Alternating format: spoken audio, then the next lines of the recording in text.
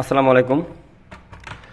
আজকে আমরা একটা সোলার ইনভার্টার রিসিভ করি, যেটা নিয়ে আমরা আসলে আজকে এটা রিপেয়ার একটা করে দিই, আর একটা প্রোগ্রামিং সমস্যা, আর একটা আমরা রিপেয়ার করার জন্য রেখে দিই। এবং এইটা একটু দেখেন, এটা পুড়ে গেছিলো এবং তিনি দুইটা ক্যাচিং আলাদা আলাদা নিয়ে আসছে, যেই জন্যে আমরা এটাকে একটু সময় নিছি। এবং দেন যেটা হয়েছে, আমরা এটাকে আমাদের ফাইন্ড আউটও করে ফেলছি কি সমস্যা। দেন এইটা উনি যেটা করছে সেটা হলো অন্য যিনি এটা সাপ্লায়ার তার কাছে এনে নিয়ে গেছিল, এবং তিনি নিজেও একটা সাপ্লায়ার। বাট মজার কথা হলো এখানে যে তিনি আলহামদুলিল্লাহ আমাদের এখানের ভিডিও আমাকে নাকি ফলো করে অনেক কিছু, তিনি আমাদের ট্রেনিংয়েও কিন্তু ভর্তি হয়ে গেছে, এবং তার এটা প্রয়োজন, তিনি এটা বিজনেস করে, তিনি এটা শিখবে। আমরা তাকে ওয়াদা করছি এবং আমরা তার ভর্তিও নিছি। দেন মজার বিষয় হলো তিনি অনেক আগে, তিনি 96 না 97 মেবি ইলেকট্রনিক্স ইঞ্জিনিয়ার, এবং তিনি একজন সিনিয়র মানুষ এবং ভারী বয়সের। যেটা হইলো মজার ব্যাপার হইলো, তিনি আমার এখানে রিপেয়ার করতে আসছিল, বাট তিনি আমার কাছে এখন আমার স্টুডেন্ট, বা আবার এখানে আমার ট্রেনিং সেন্টারের স্টুডেন্ট। তো এরকম একজন একজন করে আমার এখানে যারা আছে তারা অবশ্যই কেউ অবুঝ নন, এবং অবুঝরা যদি থাকেন তারা থাকেন সোশ্যাল মিডিয়ায়, ক্লিয়ার? তারা থাকেন যাকে যাকে, ওকে? অবুঝরা যারা আছেন তারা থাকেন যাকে যাকে, আর যারা বুদ্ধিমান তারা কিন্তু যাকে থাকে না। সো এখানে এই ইনভার্টারটা রিপেয়ার সম্পর্কে তো আমি বলতেছি এই কারণে, যেটা সোলার ইনভার্টার। দেখেন এখানে এই ইনভার্টারের লেখা আছে ইনপুট ডিসি 150 থেকে 440 ভোল্ট এবং 75 কিলোওয়াট। তিনি এটা বাংলাদেশের সবাই কিন্তু এখনো জানেও না, বা সবাই ইউজ করে না, কিন্তু ইন্ডাস্ট্রিতে একসময় অ্যাভেলেবেল হয়ে যাবে। এবং ওয়াটার পাম্প এবং ব্লুয়ার বা বিভিন্ন জায়গায় যেই যেমন আপনি এটাতে ফ্যান চালাতে পারবেন আপনার বাসার, এটা দিয়ে আপনি বাসার মোটর চালাতে পারবেন, ওকে? আপনার বাসায় কারেন্ট নাই, আপনি সোলার দিয়ে ফ্যান চালাবেন, কিন্তু কোনো ধরনের ব্যাটারি প্রয়োজন পড়বে না, এবং পানি উঠাতেও কোনো ধরনের ব্যাটারি প্রয়োজন পড়বে না। এটা মূলত ফ্যান এবং মোটরের জন্যই ব্যবহার করা হয়েছে, যেটা হলো আপনার সোলার ব্যবহারের মাধ্যমে বা সোলার প্যানেলের মাধ্যমে।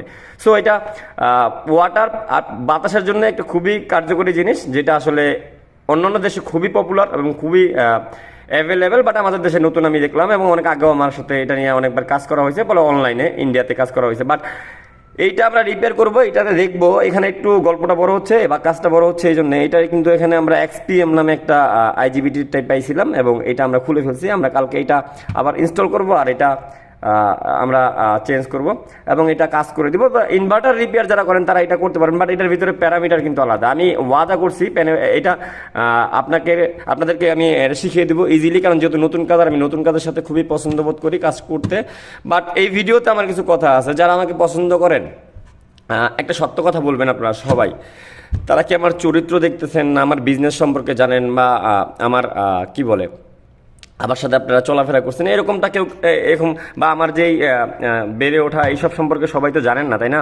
সো অনলাইনে আমি নিজে আমার টাকা খরচ করে আমি আপনাদের কাছে মার্কেটিং করতেছি, যাতে করে মানুষ আমার প্রতিষ্ঠানটাকে চিনে, দেন আমার প্রতিষ্ঠানটা এগিয়ে যায়। এবং আমি চাচ্ছি যে প্রতিষ্ঠানটা ভালো কিছু করুক, বা আমার এটা চেষ্টা। এবং আমি দেখেন বিজনেসের ক্ষেত্রে কিন্তু অনেকের কাছে আমি কি বলে আমি অনেকের কাছে যেমন আমি ব্যাংকের কাছে ঋণী থাকতে পারি উদাহরণস্বরূপ। তো ব্যাংক কিন্তু আমার কাছে আমি ঋণী দেখে ব্যাংক কিন্তু আমার কাছে যদি কোনো ধরনের ঝামেলা আমি করি এবং আমি খারাপ মানুষ হই, সো যেটা করবে সে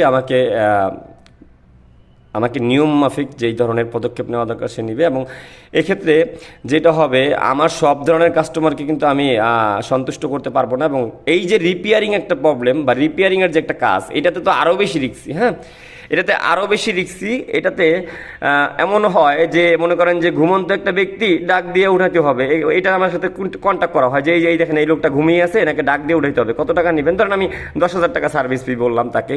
এখন তিনি ঘুম থেকে ওঠার পরে তিনি দেখা যাচ্ছে বোবা, ক্লিয়ার?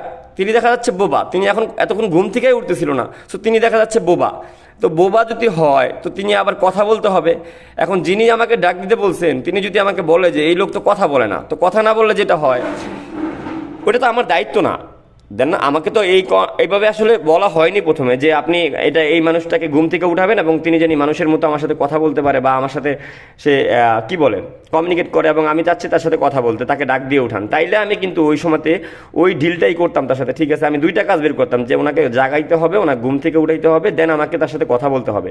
সো তার ভয়েস এবং তার ঘুম ভাঙানো, দুইটা নিয়ে আমি কাজ করতাম, তাই না? এখন আপনি আমাকে বলবেন যে ঘুম ভাঙাইয়া দিতে, দেন ঘুম ভাঙার পরে বোবা লোককে যদি আপনি আমার সাথে কন্টাক্টে আসেন বা যদি এমন হয় কোনো ঝামেলা হয়, সো আমি কেন এটা দায়িত্ব নিব? আমি রিপেয়ারের লোক দেখে তো এমন হইতে পারে না যে আমাকে আপনার সবসময় আপনার কথাই কাজ করতে হবে, অথবা আমি আপনার এটা মানে এমন হয়েছে আমাদের দেশটা, বা আমাদের দেশে আসলে কাস্টমার এবং রিপেয়ারিংয়ের যে একটা রিপেয়ারিংয়ের যে একটা সাপোর্ট, এটা কেউ দিতে চায় না। সবাই চায় আমাকে, এমনও সময় গেছে আমার প্রতিষ্ঠান সেই 10 সালে কেউ একজন লাইট নিয়ে আসছে এনার্জি বাল্ব, সেটার ফিউজ কেটে গেছে। সো ফিউজ কাটার পরে সে আমাকে বলতেছে যে এই লাইটের আলো বাড়তেছে না, এই লাইটের আলো আরও বেশি ছিল, এটাকে আপনি আলো কমায় দিচ্ছেন বা এটা আগের মতো হয়নি।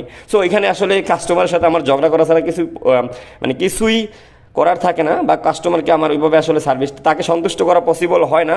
তো দেখা যাচ্ছে অনেক সময় আমরা রিফান্ড করে দিই, অথবা তার সাথে আর কাজটা করি না। সবসময় আমরা চেষ্টা করি যে তাদের থেকে বেঁচে থাকতে বা তাদের থেকে দূরে থাকতে, কারণ তারা কোনো ধরনের বদনাম জানি আমাদের ব্র্যান্ডিংয়ে না দেয় বা আমাদের নামে না দেয় বা আমাদের প্রতিষ্ঠানে না দেয়, এটা আমাদের একটা ভয় থাকে। তবুও চলার ক্ষেত্রে অনেক হয়ে যায়। তো আমার এখানে আমার বিজনেসে আমার কাছে পাওনাদার থাকতে পারে, আমি কারোর কাছে পাওনা থাকতে পারি, কিন্তু আমরা আজ পর্যন্ত বলি না কোনো কাস্টমার খারাপ।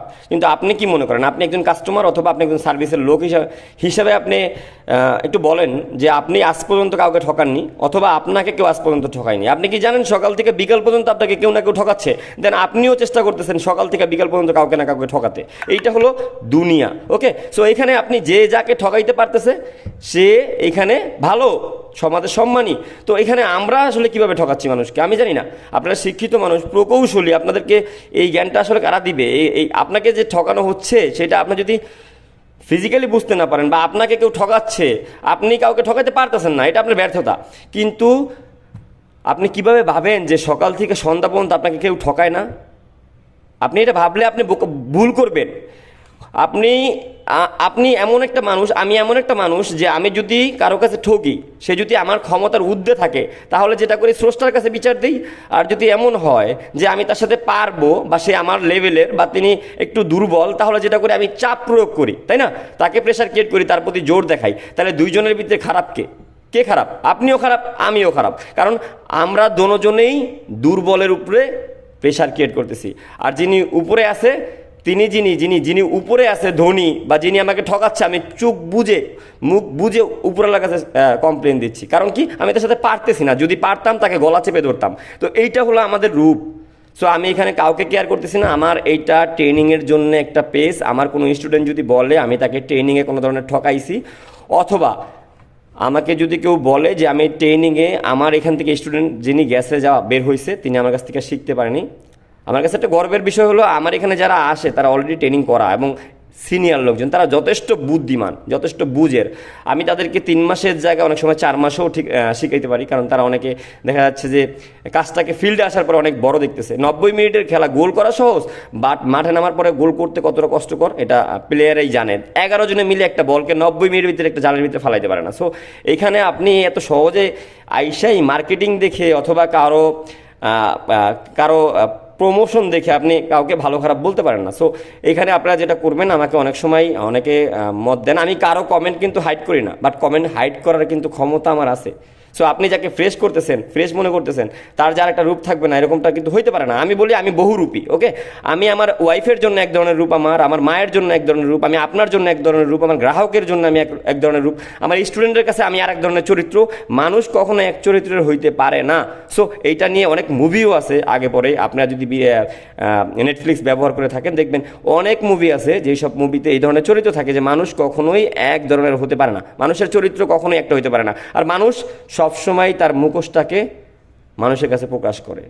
ওকে, এই সমাজে প্রত্যেকটা মানুষই এরকম। সো আপনি কারো কথায় গুজব হইতে পারে, কারো জোর হইতে পারে, কারো একটা জিনিস কমপ্লেন হইতে পারে। সো তার কমপ্লেন আর আপনার কমপ্লেন কেন এক থাকবে? তিনি কি কারণে ঠকছে সেটা তিনি জানে, আর যিনি ঠকাইছে তিনি জানে। সো আপনারা এখানে কেন এটাকে একজাক করে নেবেন? তো আমি একটা জিনিস বলবো, যারা এই ভিডিওটা ভবিষ্যৎ পর্যন্ত দেখবেন, শুধু একটা কথা মনে রাখবেন, আমি আপনাকে না ঠকানো পর্যন্ত আপনার কাছে অপরাধী নয়।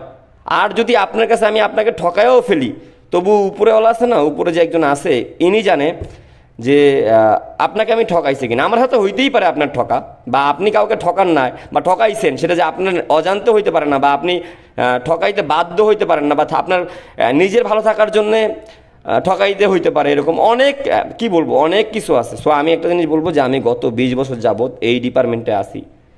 আমি যদি খারাপ মানুষ হইতাম বা আমার যদি এতই শত্রু থাকতো বা এতই আমার মানে কি বলে আমার প্রচারণা থাকতো, আমি 20 বছর ধরে কিন্তু আপনাদের কাছে যাচ্ছি না, আপনাদের কাছে প্রচার করতেছি না। সো এত জিনিস 20 বছরে আমার 20,000 কাস্টমার বা 20,000 মানুষের ভিতরে কি 20 জন শত্রু থাকতে পারে না বা 20 জন আমার অপছন্দের লোক থাকতে পারে না? এটা কি আমি কি ফেরেশতা?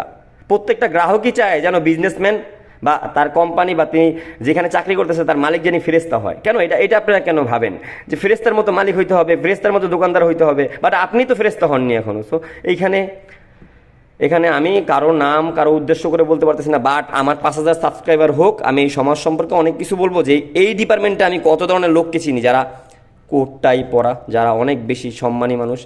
আসলে এটা নিজেদের ভিতরে নিজেরা ঝগড়া করাটা হলো একটা লজ্জার বিষয়। আমি এই ডিপার্টমেন্টের কাউকেই ছোটো করবো না। আমি শুধু একটা জিনিস জানি, আমার কোনো ওস্তাদ নাই, আমাকে কেউ শিখায় নাই, বাট প্রত্যেকটা সিনিয়র মানুষ আমার কাছে সম্মান পায় এবং আমি সম্মান দেই তাদের।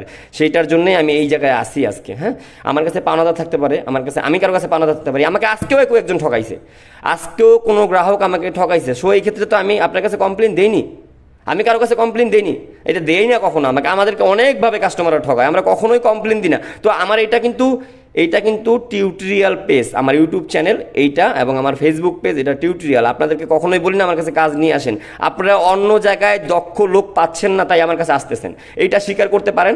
অথবা যেটা হয়, আমি প্রতিদিন চেষ্টা করতেছি আপনাদের কাছে আমার কাজের অভিজ্ঞতা শেয়ার করার জন্য, যেটা দেখে আপনারা হয়তো অনেক আসতেছেন। যদি এমন হইতো যে আপনার কাছে অ্যাভেলেবেল কাজের লোক আছে, আপনি আসতেন আমার কাছে? কখনো না, আপনি আসতেন না। মানে আপনি যদি এমন হইতেন নিজে পারতেন তবুও আসতেন না। আমার কাছে ভালো কিছু আছে দেখে আপনি আসতেছেন। সো আপনি আমার কাছে শত্রু হইতে পারেন না, আমি আপনার কাছে ভালো না লাগতে পারি। আরেকজন তো আমার ভালো কিছুকে সম্মান অবশ্যই করবে, আমি ভালো করতে থাকবো, আপনারা আমাকে খারাপ জানতে থাকেন, কোনো ব্যাপার না। বাট আমি যেটা বলবো, একটা বয়সে একটা সময়ে একটা দিন পার করে আপনি বুঝতে পারবেন এই দুনিয়ায় কেউ না কেউ আপনাকে ঠকাইছে এবং প্রতিদিন ঠকাচ্ছে। সো মানুষ যদি বুঝতেই পারতো যে কখন কে কাকে ঠকাচ্ছে, তাইলে মানুষ ঠকতো না। বেলের তলায় যাওয়ার আগে যদি গাছের বেলের দিকে তাকাইতো মানুষ এবং যদি বুঝতে পারতো বেলটা পড়বে, সো সেখানে যাইতো না, অবশ্যই যাইতো না। তো আমি যেটা করি এইখানে যদি কারো মাথায় ভুলবশত বেল পইরা যায়, তিনি না আসুক, তিনি আমার নামে পদক্ষেপ নেউক বা আমার কাছে আমার যেই আমার পার্সোনাল একটা লোকেশন তো আছে, আমার বিজনেস আছে, আমার কাছে আমার ডকুমেন্টস থাকে, বিভিন্ন কিছু থাকে। মনে কথা বিজনেসের জন্য যা দরকার আমার কাছে সব ধরনের ডকুমেন্টস আছে।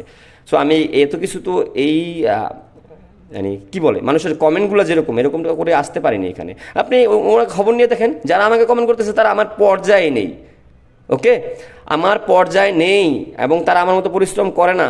আর তাদের কাছে এমন কোনো কিছু নেই যেটার জন্য আপনি তাকে পছন্দ করতে পারেন। আপনি আজকে তার পক্ষ নিতে পারেন, আপনার কোনো আপনার এমন চরিত্র আপনার হইতে পারে যে আপনি কাউকে দেখে তার দেখা দেখি আপনি কোনো দিকে তাকায় আছেন বা তার কথার সাথে সাথে আপনি কথা বলতেছেন, বাট তিনি কে তার সম্পর্কে তো জানা উচিত, তাই না? তিনি কতটুকু এটার জন্য আপনাকে তার পক্ষে নেওয়ার জন্য কতটুকু যথেষ্ট, তো এটা আপনি যাচাই করবেন না।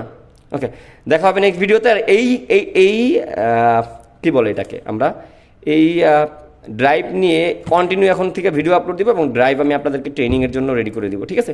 আপনারা যারা আমাকে ভালোবাসেন তাদেরকে বলবো দোয়া করবেন আমার জন্য। শুধুমাত্র আমি কারো কাছে দয়া চাই না, কারো কাছে আমি সাহায্য চাই না, কখনো বলিও নাই আমাকে একটা পেজে লাইক দেন। আমার কাছে টাকা থাকলে আমি বুস্টিং করে নিব।